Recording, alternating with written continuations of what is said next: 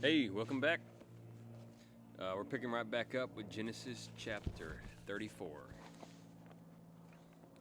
Now, Dinah, the daughter of Leah and born to Jacob, went out to visit the women of the land. When Shechem, son of Hamor the Hivite, the ruler of that area, saw her, he took her and he raped her. His heart was drawn to Dinah, daughter of Jacob.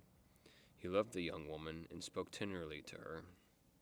And Shechem said to his father Hamor, "Get me this girl as my wife." When Jacob heard that his daughter Dinah had been defiled, his sons were in the fields with his livestock, so he did nothing about it until they came home. Then Shechem's father Hamor went out to talk with Jacob. Meanwhile, Jacob's sons had come in from the fields as soon as they had heard what had happened. They were shocked and furious, because Shechem had done an outrageous thing in Israel by sleeping with Jacob's daughter, a thing that should not be done.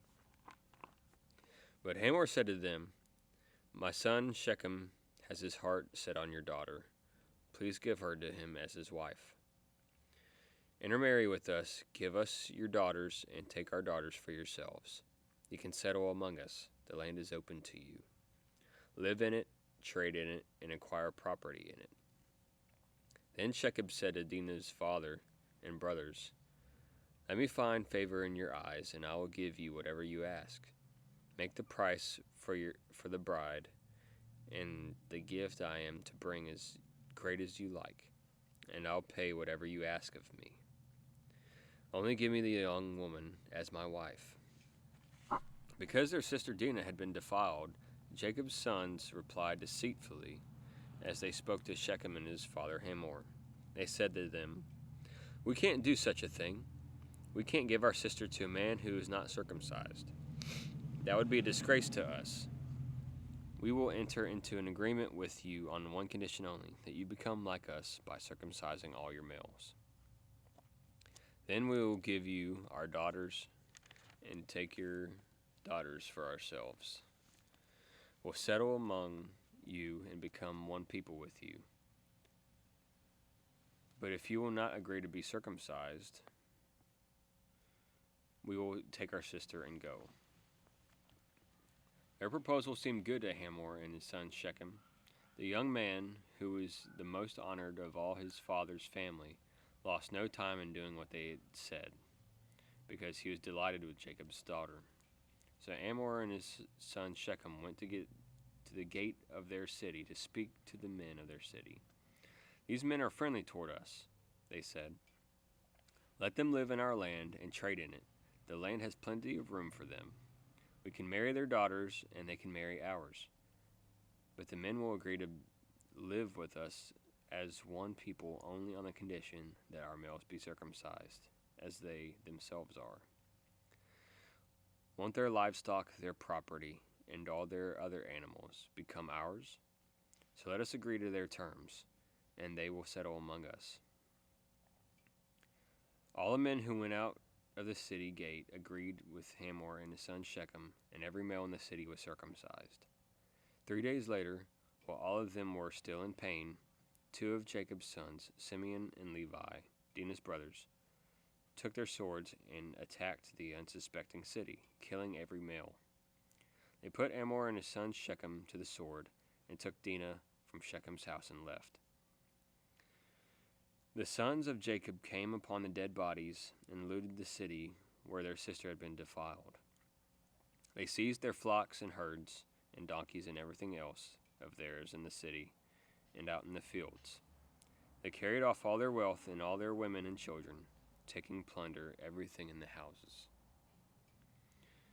Then Jacob said to Simeon and Levi, "You have brought trouble on me by making me obnoxious to the Canaanites and Perizzites, the people living in this land. We are few in number, and if they join forces against me and attack me, I and my household will be destroyed." But they replied, "Should he have treated our sister like a prostitute?" Chapter 35. Then God said to Jacob, "Go up to Bethel and settle there, and build an altar there to God, who appeared to you when you were fleeing from your brother Esau. So Jacob said to his household and to all who were with him, Get rid of the foreign gods you have with you, and purify yourself, and change your clothes. Then come, let us go up to Bethel, where I will build an altar to God, who answered me in the day of my distress, and who has been with me wherever I have gone. So they gave Jacob all the foreign gods they had and the rings in their ears, and Jacob buried them under the oak of Shechem. Then they set out, and the terror of God fell on the towns all around them, so that no one pursued them. Jacob and all the people with him came to Luz, that is Bethel, in the land of Canaan. There he built an altar, and he called the place El Bethel, because it was there that God revealed himself to him when he was fleeing from his brother. Now Deborah, Rebekah's nurse, died and was buried under the oak outside Bethel. So it was named Allon Bacuth. After Jacob returned from Paddan Aram, God appeared to him again and blessed him. God said to him, Your name is Jacob, but you will no longer be called Jacob. Your name will be Israel. So he named him Israel. And God said to him, I am God Almighty. Be fruitful and increase in number. A nation and a community of nations will come from you, and kings will be among your descendants. The land I give to Abraham and Isaac I also give to you, and I will give this land to your descendants after you. Then God went up from him at the place where he had talked with him. Jacob set up a stone pillar at the place where God had talked with him, and he poured out a drink offering on it. He also poured oil on it. Jacob called the place where God had talked to him Bethel. Then they moved on from Bethel, while they were still some distance from Ephrath. Rachel began to give birth and had great difficulty. And as she was having great difficulty in childbirth, the midwife said to her, Don't despair, for you have another son. And she breathed her last, for she was dying. She named her son Ben-Oni, but his father named him Benjamin. So Rachel died and was buried on the way to Ephrath, that is Bethlehem. Over her tomb Jacob set up a pillar, and to this day that pillar marks Rachel's tomb.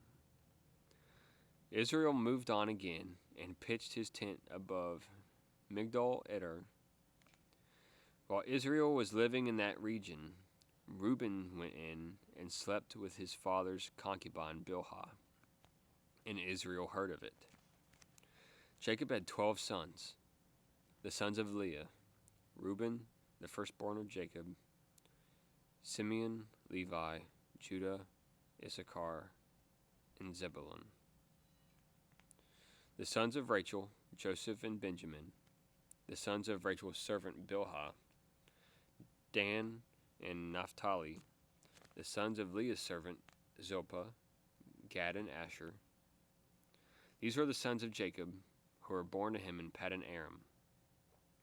Jacob came home to his father Isaac in Mamre, near Kiriath Arba, that is Hebron, where Abraham and Isaac stayed. Isaac had lived 180 years. Then he breathed his last and died, and was gathered to his people, old and full of years. And his sons Esau and Jacob buried him. And that's the end of chapter 35. We'll pick up again with chapter 36 in the next one. Thank you for watching. I'll see you next time.